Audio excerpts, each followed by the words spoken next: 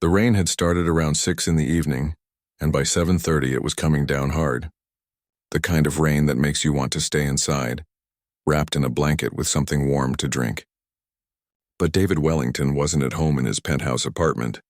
He wasn't at his office either, the one on the 42nd floor with windows overlooking the entire city. Instead, he was sitting in a small diner on the east side of town, a place he'd never been before in a neighborhood his driver usually avoided. He'd told Thomas, his driver, to take the night off. He'd told his assistant not to call unless it was an absolute emergency. He'd left his expensive watch at home and put on the oldest pair of jeans he owned, along with a plain gray jacket that had been sitting in the back of his closet for years. For one night, he didn't want to be David Wellington, founder and CEO of Wellington Industries. He just wanted to be nobody. The diner was called Rosie's, and it looked like it had been there since the 1970s. The red vinyl seats had cracks in them patched up with duct tape. The floor tiles were a faded yellow and white checkerboard pattern.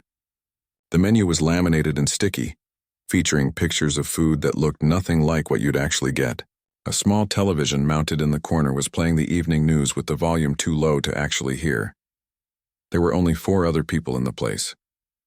An elderly man at the counter, slowly working through a piece of pie. A young couple in a booth near the window, not talking, just staring at their phones. And a waitress who looked tired, the kind of tired that comes from standing on your feet for 10 hours straight. David had ordered coffee and a burger. The coffee was weak and slightly burnt, but he drank it anyway. The burger was actually pretty good. Better than some of the fancy meals he'd had at restaurants where appetizers cost $50. He ate slowly, in no hurry to go anywhere. Outside, the rain kept falling. Inside, the fluorescent lights hummed softly, and somewhere in the kitchen a radio was playing old soul music. He was halfway through his meal when he heard the voice. "Excuse me, sir." It was quiet, almost a whisper. He looked up and saw her standing next to his booth. A little girl, maybe 7 or 8 years old. She was small for her age, with hair pulled back into 2 neat braids. She wore a pink jacket that was too thin for this kind of weather, and underneath it a school uniform that had seen better days. Her sneakers were white, or they had been once, but now they were gray with age and had holes near the toes. But none of that was what caught his attention. It was her eyes. They were big and brown and filled with something he couldn't quite name. Not fear exactly, but something close to it. Uncertainty, maybe. Or hope mixed with the expectation of disappointment. They were eyes that had seen too much, understood too much for someone so young. "Yes?" he said, trying to keep his voice gentle. She shifted her weight from one foot to the other. Her hands were clasped in front of her, fingers twisted together nervously. Can I eat with you?" For a moment, David just stared at her. Of all the things he'd expected to happen tonight, this wasn't one of them. His first thought was to look around for a parent or guardian. But the elderly man was still eating his pie. The young couple was still on their phones. The waitress was refilling coffee at a distant table. This little girl seemed to be completely alone. His heart sank. Not because he was annoyed or bothered, but because he suddenly understood that this child, this stranger, was asking him a question that meant something much bigger than the words suggested. She wasn't just asking to sit at his table. She was asking for something she needed desperately. Company, maybe. Safety, perhaps. Or maybe she was just hungry. And sitting with someone felt less shameful than sitting alone. Whatever the reason, something about this moment reminded him of someone. A memory he'd spent years trying to bury. A face he tried not to think about because thinking about it hurt too much. His daughter. His little girl.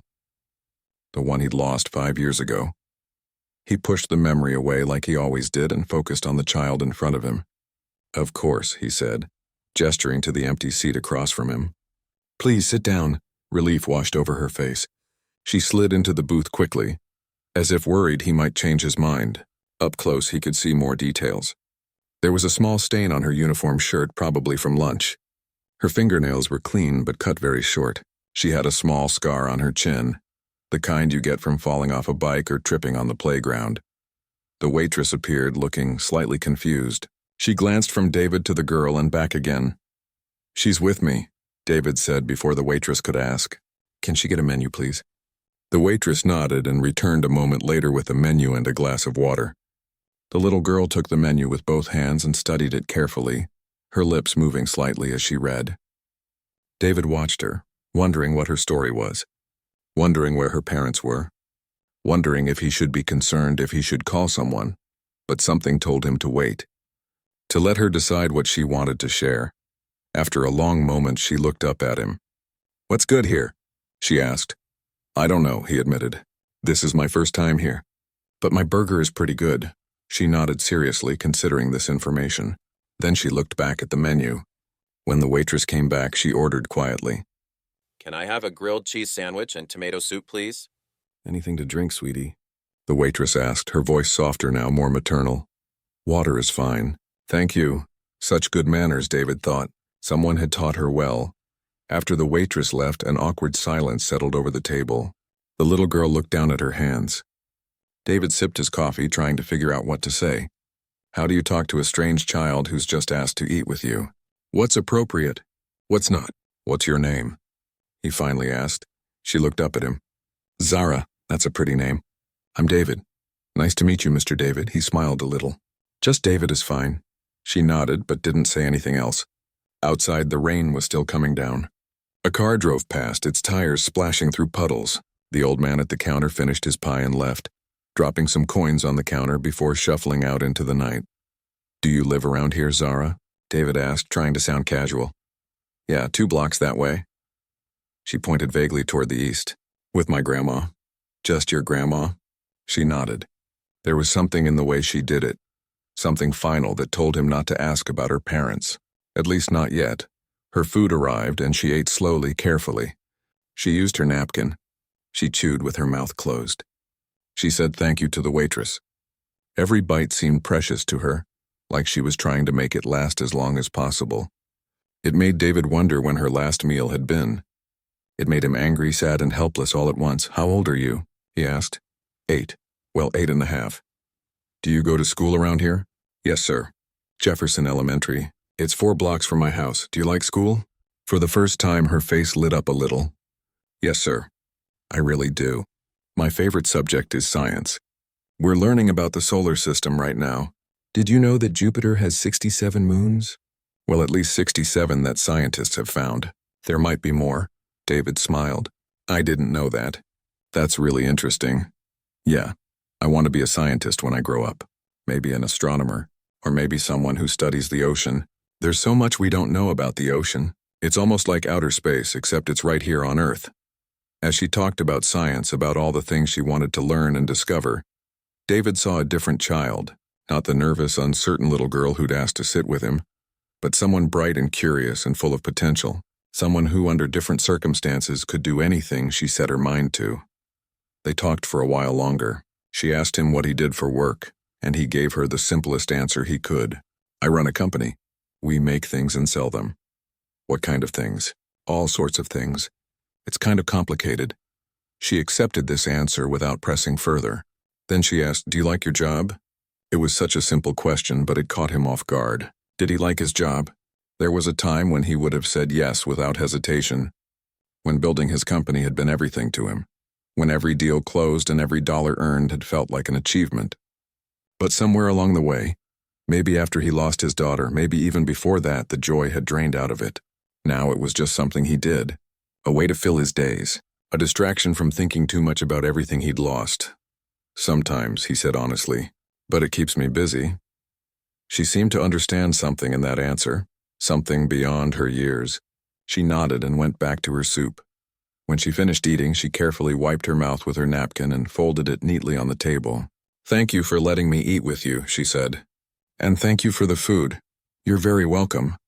But Zara, can I ask you something?" She looked at him warily. "Okay. Why did you ask to sit with me? Are you okay? Is everything all right at home?" She was quiet for a moment, her eyes dropping back to the table. "My grandma's at work. She works at the grocery store until 10.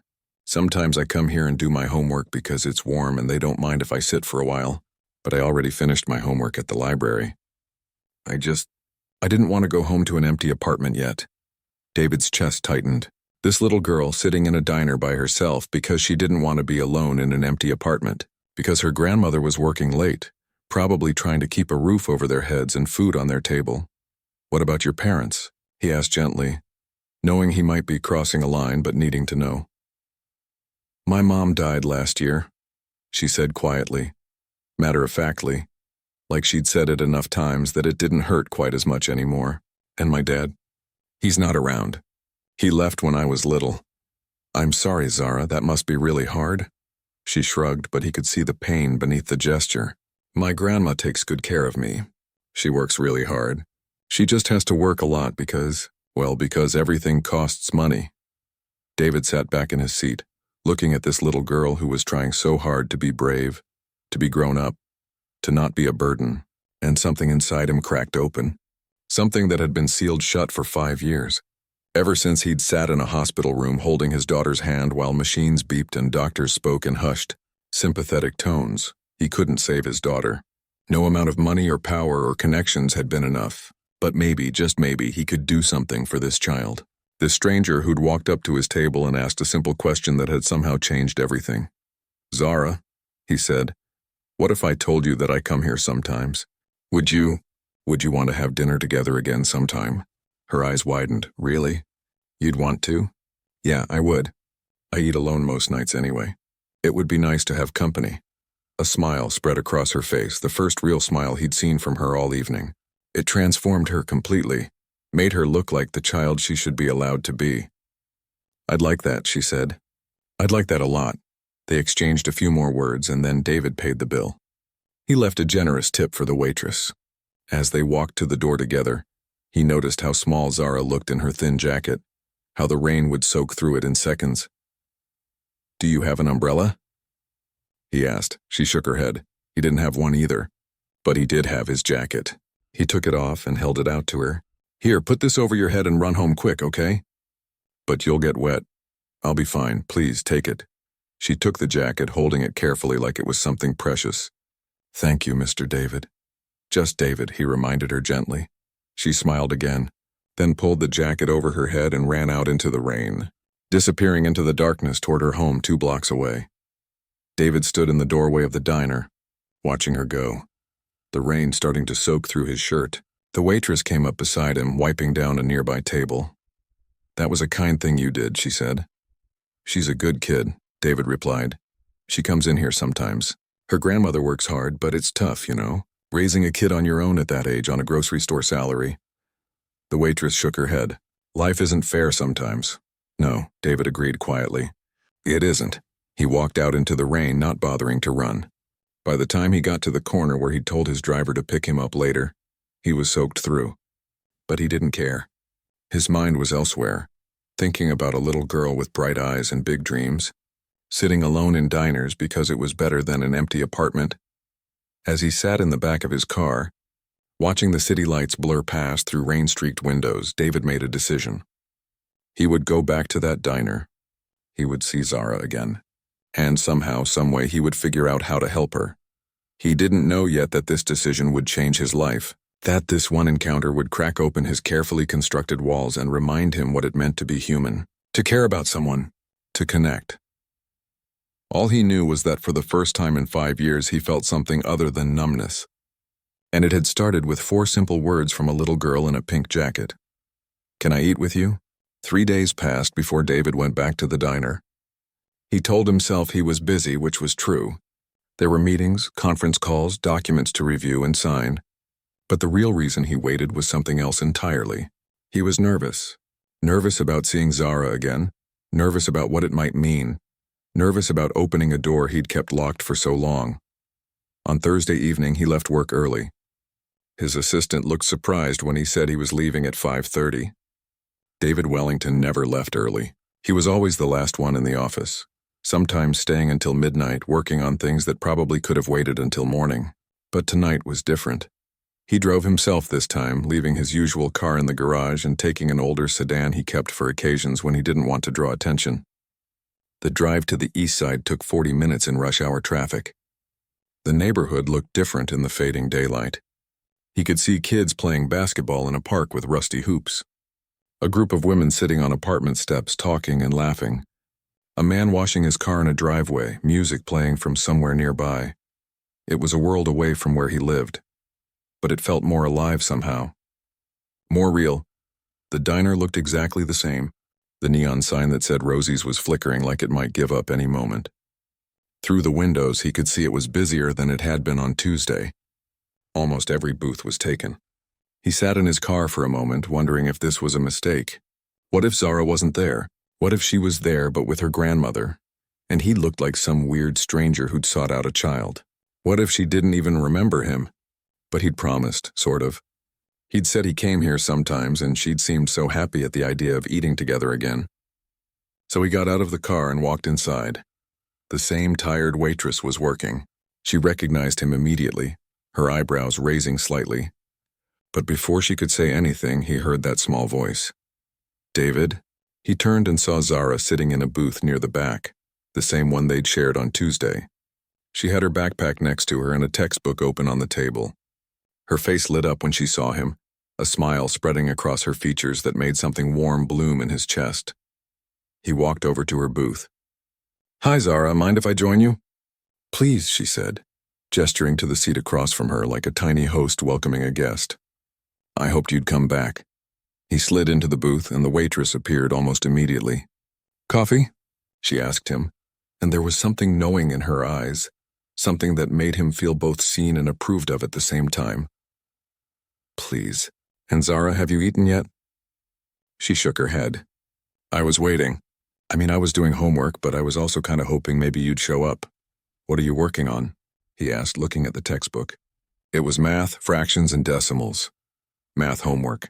I'm pretty good at it, but this one problem is tricky. She showed him the problem, and they worked through it together. He was rusty at 4th grade math, but between the two of them, they figured it out. She wrote down the answer carefully in her notebook, her handwriting neat and precise. They ordered food.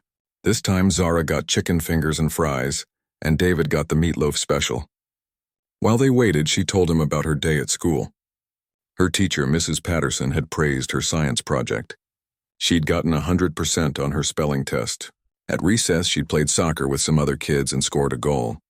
Listening to her talk about these ordinary moments of childhood, David felt something he hadn't felt in years. It was almost like being a parent again, that simple joy of hearing about someone's day, about the small victories and frustrations that make up a life. He'd missed it more than he'd realized. "What about you?" Zara asked. "How was your day?" No one ever asked him that. His employees gave him reports and updates, but no one asked how his day was. Not in the way she was asking, like she actually cared about the answer. "It was long," he admitted. "Lots of meetings. Sometimes I feel like all I do is sit in rooms and talk about things instead of actually doing things." "That sounds boring," she said matter-of-factly. He laughed. "You know what? It is boring. Very boring. Then why do you do it?" It was such a simple question, but he didn't have a good answer. Because it's what he'd built? Because he didn't know what else to do with himself? Because staying busy kept him from thinking too much? "That's a good question," he said. "I'm not sure I know anymore." Their food arrived, and they ate together, falling into an easy conversation. She asked him if he had any pets. He said no, his life was too busy for pets. She said she'd always wanted a dog, but their apartment didn't allow them. He asked her what kind of dog she'd want.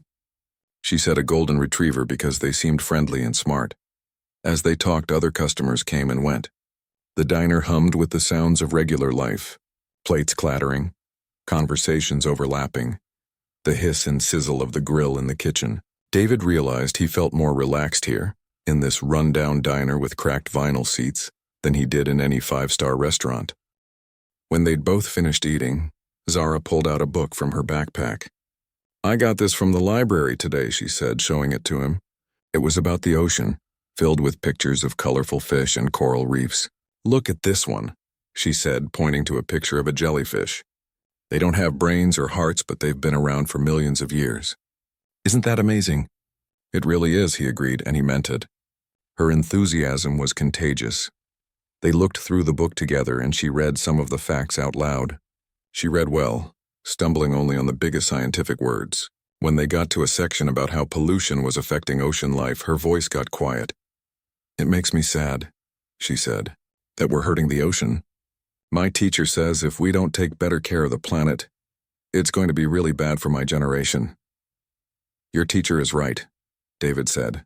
"But you know what? People like you, People who care and want to learn and make things better. You're the ones who are going to find solutions. You're going to be the scientists and leaders who figure out how to fix things. She looked up at him with those big, serious eyes. Do you really think so? I do. I really do. A shadow crossed her face. But what if I can't? What if I don't get to go to college or become a scientist? College costs a lot of money. My grandma says we're doing okay, but I hear her sometimes at night worrying about bills. I don't want to be another thing she has to worry about. David's heart broke a little. This 8-year-old girl, already worrying about college tuition, already trying not to be a burden, it wasn't right. It wasn't fair. Zara, he said carefully, there are scholarships and programs and ways to make it work. You're smart and you work hard. Those things matter. Don't give up on your dreams, okay? She nodded, but he could see she didn't quite believe him. And why would she? She'd probably already learned that the world didn't always work out fairly, that sometimes hard work wasn't enough, that dreams cost money most people didn't have. They sat quietly for a moment, and then Zara checked the clock on the wall. I should probably get going soon. My grandma gets home around 8:15 and I like to be there when she gets back. She works really hard and I think it makes her happy when I'm there. That's very thoughtful of you, David said. But can I ask you something? Does your grandmother know you come here? Zara nodded. Yeah, she gives me $5 sometimes and tells me I can get soup or something small if I'm hungry. But I try not to ask too much because I know she needs the money for other things. On Tuesday when I asked to sit with you, I was just going to get water and do my homework. But then you were so nice and bought me dinner. $5. Her grandmother gave her $5 to feed herself while working a late shift at a grocery store. David probably spent more than that on a single cup of coffee at the cafe near his office. He made a decision then. He reached for the check the waitress had left on the table, but Zara's small hand stopped him. You paid last time, she said. It's not fair for you to pay every time. I don't mind, he said, but I do. My grandma says we should never take advantage of people's kindness. She says we always have to try to give something back. There was such dignity in her words, such pride. He understood then that this wasn't just about money. It was about respect, about not being charity cases, about maintaining their self-worth in a world that often tried to take it away. Okay, he said. How about this? I'll pay tonight, but next time we meet you can contribute something. Maybe you can tell me another cool fact about science or help me with something. A fair trade? She thought about this, then nodded. Okay, that seems fair. He paid the bill and they walked outside together.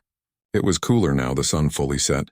The streetlights were coming on, casting yellow pools of light on the cracked sidewalks. I can walk you home, David offered. Make sure you get there safely. That's okay, she said. It's just 2 blocks and I know the way really well. My grandma would probably worry if she saw a stranger walking with me anyway. She was right, of course. He was still essentially a stranger, even if it didn't feel that way to him anymore. Will you come back? She asked. And there was hope in her voice mixed with uncertainty, like she was afraid to want it too much in case it didn't happen. Yes, he said firmly. I'll come back. Maybe Tuesday again? Same time? Her face broke into that beautiful smile. I'll be here. And Zara? Maybe you could bring your grandmother sometime. I'd like to meet her. She looked surprised, then pleased. Really? You'd want to meet her? Of course. She sounds like an amazing person, raising you working so hard. I'd be honored to meet her. Okay, I'll ask her. She might be shy at first. She's not used to. Well, to people wanting to help or anything. She's very proud. There's nothing wrong with being proud, David said. Dignity is important. I respect that. They said goodbye and he watched her walk away, her backpack bouncing with each step. She turned at the corner and waved before disappearing into the night. David stood there for a long moment, just thinking. Then he got in his car and drove, but not toward home. Instead, he found himself driving through the neighborhood, really looking at it for the first time. The apartment buildings that needed repairs, the corner stores with bars on the windows, the bus stops where tired people waited to get home after long shifts, the schools with old playgrounds and peeling paint. This was where Zara lived. This was her world, and for all its struggles, there was life here, community, people who looked out for each other because they had to. When he finally got home to his penthouse apartment, it felt cold and empty. Too much space for one person, too quiet, too perfect and pristine and lifeless. He stood by the floor-to-ceiling windows, looking out at the city lights below, and thought about a little girl sitting in a diner doing homework because it was better than being alone. He thought about his own daughter, the one he'd lost, Lily. She would have been 13 now. Would she have liked science too? Would she have been kind and thoughtful like Zara? He'd never get to know. Cancer had taken her before she'd had the chance to grow into whoever she might have become. For years he'd avoided thinking about her because it hurt too much. He'd thrown himself into work, built his company bigger and bigger, made more and more money as if success could fill the hole her loss had left. But it never did. Nothing did until now. Until a little girl had asked if she could eat with him, and something frozen inside him had started to thaw. He wasn't trying to replace Lily. That would be impossible. But maybe, just maybe, he could honor her memory by being there for another child who needed someone, by using his resources and his time to make a difference in one person's life. It wouldn't fix everything. It wouldn't bring his daughter back. But it was something, and something was better than the nothing he'd been feeling for so long. David pulled out his phone and opened his notes app. He started making a list, things he wanted to know more about, resources that might be available for families like Zara's, organizations that helped kids in underserved communities, scholarship programs, after-school programs, healthcare assistance. He worked late into the night researching and planning. For the first time in years, he felt like he was doing something that actually mattered. Not another business deal or acquisition, not another zero added to his net worth, but something real, something human. Tuesday couldn't come fast enough. The following Tuesday came with unseasonably warm weather for late autumn. David found himself looking at the clock all afternoon, watching the minutes tick by slowly. He had a video conference with investors in London, but he could barely focus. His mind kept drifting to that small diner on the east side, to a little girl who was probably sitting in class right now, learning about fractions or writing stories or discussing the solar system. At 4:30, his assistant knocked on his door. "Mr. Wellington, you have the Harrison contract review in 15 minutes. Cancel it," David said, gathering his things. "Reschedule for tomorrow morning." His assistant blinked in surprise. "Cancel it? But they've been waiting 3 weeks for this meeting." Then one more day won't matter. Something came up. Something important. He left the office, ignoring the confused looks from his staff. Let them wonder. Let them talk. For once in his life, he was putting something ahead of business, and it felt right. The drive to the east side felt shorter this time, like the route was becoming familiar. He parked in the same spot as before and walked into Rosie's diner just after 5. The dinner rush hadn't started yet, so the place was relatively quiet. And there in their usual booth sat Zara, but she wasn't alone. Next to her sat an older woman, probably in her 60s, with gray hair pulled back in a tight bun. She wore the uniform of the grocery store down the street, a green polo shirt with a name tag that read, Dorothy. Her face was kind but tired, with deep lines around her eyes and mouth. When she saw David approaching, her expression became guarded, protective. Zara's face lit up. "David, you came. This is my grandma." "Grandma, this is David, the man I told you about." David extended his hand. "It's an honor to meet you, Mrs. Johnson," the woman said, shaking his hand briefly. Her grip was firm despite her age. "Dorothy Johnson. Zara's told me about you. Says you've been kind to her." "She's been kind to me too," David said, sliding into the booth across from them. "She's a wonderful girl. You should be very proud." Dorothy's expression softened slightly. "I am. She's the light of my life." She put her arm around Zara and pulled her close for a moment. "But I'll be honest with you, Mr. David.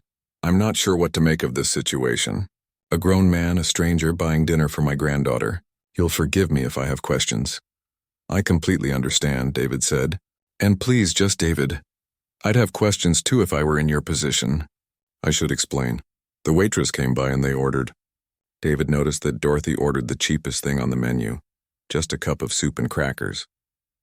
When the waitress left, he continued. "A couple weeks ago, I came here for dinner. I was alone, and Zara asked if she could sit with me. We talked, and I enjoyed her company. She's smart and curious, and she reminded me of—" He paused, the words catching in his throat. "She reminded me of my daughter." Dorothy's eyebrows raised. "You have a daughter?" "I had a daughter, Lily. She passed away 5 years ago. She was 8 years old, cancer. The guardedness in Dorothy's face crumbled, replaced by deep sympathy. "Oh, Lord, I'm so sorry. That's a pain no parent should have to bear. Thank you. It's been hard. I've spent the last 5 years just trying to get through each day, burying myself in work, not really living. And then Zara asked me that simple question, 'Can I eat with you?' And something shifted. I'm not trying to replace my daughter, but spending time with Zara, listening to her talk about her dreams and her life, it's reminded me that there's still good in the world, that there are still things worth caring about." Zara looked at him with wide eyes. "You had a daughter? You never told me. I know. It's hard to talk about sometimes. But I wanted your grandmother to understand why I'm here, why I want to keep having dinner with you, if that's okay with both of you." Dorothy studied him for a long moment, her eyes searching his face. She was clearly a woman who'd learned to be careful, to protect what was hers. Life had probably taught her that not everyone who seemed kind actually was. "I appreciate your honesty," she finally said. "And I'm sorry for your loss, truly, but you'll understand that I need to be cautious. Zara's everything to me. She's all I have left of my daughter." "Your daughter," David said gently. "Zara mentioned she passed away last year." "I'm sorry." Dorothy nodded, her eyes glistening slightly. "Breast cancer. She fought for 2 years, but in the end..." She shook her head. "Life isn't always fair. You know that as well as I do." Their food arrived, breaking the heavy moment. As they ate, the conversation gradually became easier, more natural. Dorothy told him about her work at the grocery store, about how she'd been there for 15 years. She'd worked her way up to assistant manager, but the pay still wasn't much, especially now that she was raising a child on her own. "Zara's father wasn't in the picture even when my daughter was alive," Dorothy explained. "He left when she was pregnant. Never sent a dime, never came around. So it's just been us, and we're making it work. It's not easy, but we're making it work." There was pride in her voice, fierce and unshakable. David recognized it because he'd seen it in Zara too. They didn't want pity. They didn't want handouts. They wanted respect. "I can see that," David said. "You've done an amazing job. Zara is polite, hardworking, curious about the world. Those things don't just happen." "That's good parenting." Dorothy smiled, a real smile this time. "She's a good girl. Makes it easy. Never complains, always does her homework. Helps around the apartment. Sometimes I worry she's too good, you know? Like she's afraid to be a kid, afraid to cause any trouble." "Grandma," Zara said softly, embarrassed. "It's true, baby. You're always trying to take care of me when I should be the one taking care of you." David watched them together, the obvious love between them, and made a decision. "Can I ask you something, Dorothy? And please feel free to say no, but I'd like to help. Not in a way that makes you uncomfortable, but in a way that might make things a little easier." Dorothy's expression became guarded again. "What do you mean, help?" "I run a company. A successful one. I have more money than I could spend in 10 lifetimes. And for the last 5 years, I haven't known what to do with it that felt meaningful. But meeting Zara, talking with both of you, I'm starting to see a way forward. A way to honor my daughter's memory by helping other kids who deserve every opportunity, but might not have access to them." "We're not a charity case," Dorothy said, her voice firm but not unkind. "I know you're not. That's not what I'm saying. But Zara told me she wants to be a scientist. She should have that chance. Every smart, hardworking kid should have that chance, regardless of their circumstances. What if there was a way to help make that possible? Not as charity, but as an investment in someone who's going to do great things someday." Dorothy looked at Zara, then back at David. "What exactly are you proposing?" "I don't know yet exactly. I'm still figuring it out. But maybe there's a tutoring program or after-school enrichment that could help. Maybe when the time comes, there's scholarship money for college. Maybe there are other families in this neighborhood who could use similar support. I'm not trying to swoop in and take over your lives. But I'd like to be someone in Zara's corner, someone who believes in her and wants to see her succeed." The waitress refilled their drinks and they all sat quietly for a moment. Finally, Dorothy spoke. "Can I be honest with you, David? Please, I'm tired. I'm 62 years old and I'm tired. I work 50 hours a week on my feet and my knees ache and I have diabetes that I'm managing, but it's getting harder. Every month I'm juggling bills, trying to figure out how to keep the lights on and food on the table and save something for Zara's future. And I lay awake at night worrying about what happens if I get sick and can't work. What happens to her?" Her voice cracked and Zara grabbed her hand. "Grandma, don't worry about that. I do worry, baby. It's my job to worry." Dorothy looked back at David. So yes, help would be good. Help would be more than good. But I need to know this is real. I need to know you're not going to be here for a few weeks and then disappear when you get bored, or when you've satisfied whatever need you're trying to fill. Because if you're going to be in her life, you need to be in it for real. She's already lost too many people. I won't let her lose anyone else if I can help it. David felt the weight of what she was saying. This wasn't just about money or programs. This was about trust, about showing up, about being consistent and reliable. Could he promise that? Could he promise to be there week after week, month after month? He thought about his empty penthouse, his lonely dinners, his days filled with meetings that didn't matter. And he thought about how alive he'd felt these past 2 weeks, how much he'd looked forward to Tuesday evenings, how Zara's enthusiasm and Dorothy's strength had awakened something in him he thought was dead. I understand what you're asking, he said slowly, and I can't predict the future, but I can tell you that for the first time in 5 years, I feel like I have a reason to care about something beyond just getting through the day. Spending time with Zara has given me that. So yes, I'm in this for real. I'm not going anywhere. Dorothy held his gaze for a long moment, then nodded. All right, but we're going to take this slow. We're going to do this right. And if at any point I feel like this isn't good for Zara, we're done. Understood? Understood. That's more than fair. They shook hands across the table and Zara beamed at both of them. So David can keep having dinner with us? Yes, baby. He can keep having dinner with us. They finished their meal and the conversation shifted to lighter topics. Zara told her grandmother about the jellyfish book from the library. Dorothy told a funny story about a customer at the grocery store who'd tried to return a half-eaten watermelon. David found himself laughing, really laughing, for the first time in longer than he could remember. When it was time to leave, David paid the bill despite Dorothy's protests. You can get it next time, he said with a smile. Outside, the evening air was cool and crisp. The three of them stood on the sidewalk and David pulled out his phone. Can I get your number, Dorothy? In case I need to reach you or if something comes up. She hesitated, then rattled off her number. He called it so she'd have his too. Don't hesitate to use it, he said. For anything. Even if it's just to check in. Thank you, Dorothy said, and he could hear that she meant it. For seeing us. For treating us like people, not problems to be solved. That's what you are, David said. People. People I'm grateful to know. He watched them walk down the street together, Dorothy's arm around Zara's shoulders, Zara chattering away about something. They looked like any grandmother and granddaughter heading home after dinner. But David knew they were more than that. They were fighters, survivors, people who got up every day and did what needed to be done even when it was hard. As he drove home, David's mind was already racing with possibilities. He thought about the conversation he'd need to have with his company's foundation director. About programs they could start or expand, about how to do this right, without being patronizing, without taking away anyone's dignity. But more than that, he thought about Dorothy's question. Was he in this for real? Would he show up week after week even when the novelty wore off? Even when it wasn't convenient? He thought he would.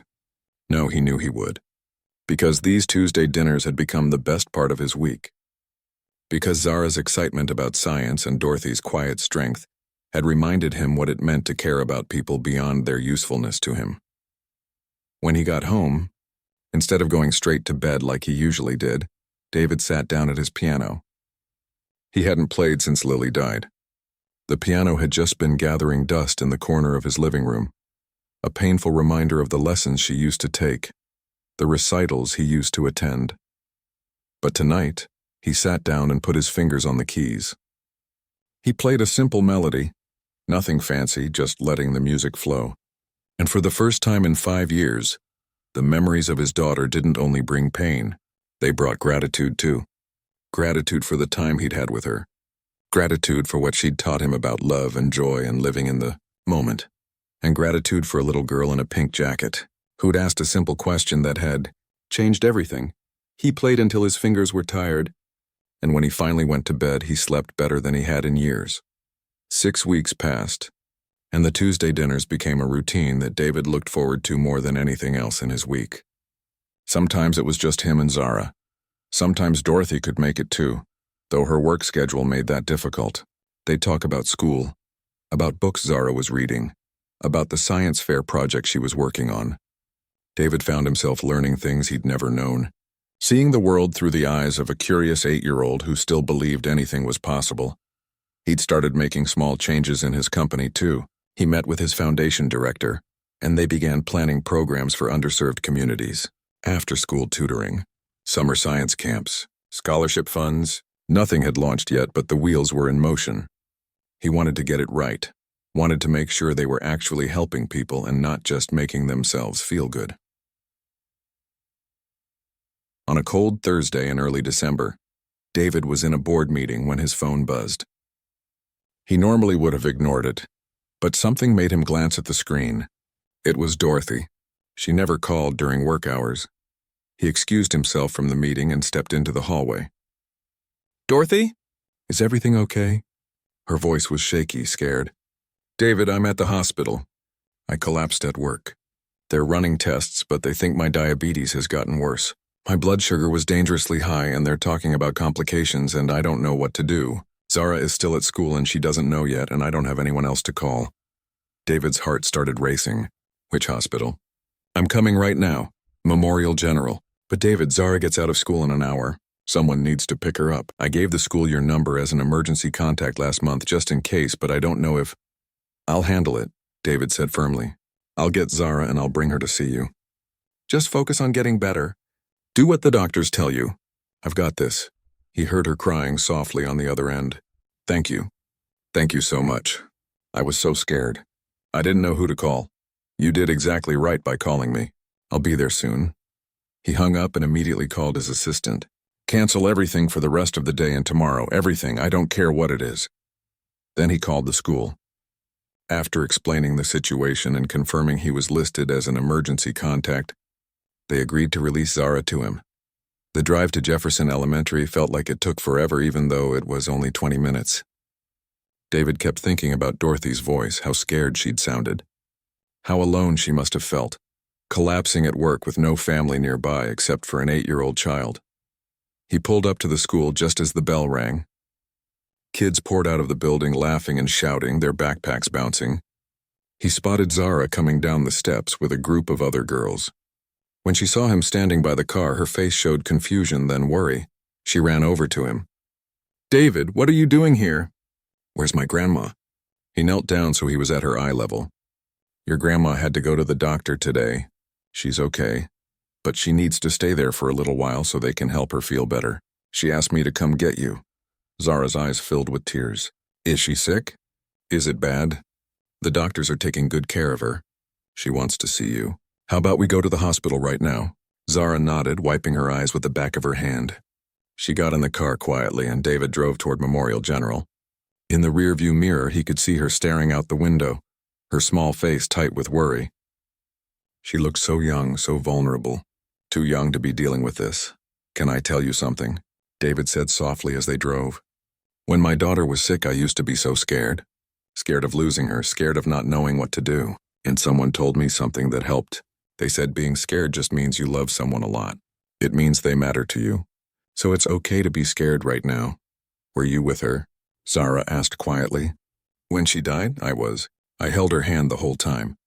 And I told her how much I loved her and how proud I was to be her dad. She knew she wasn't alone." "My mom died in the hospital too," Zara said. "I wasn't there though. Grandma said I was too young.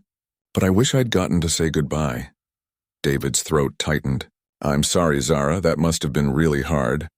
They drove in silence for a moment, then Zara spoke again. "David, what if my grandma dies too? What happens to me?"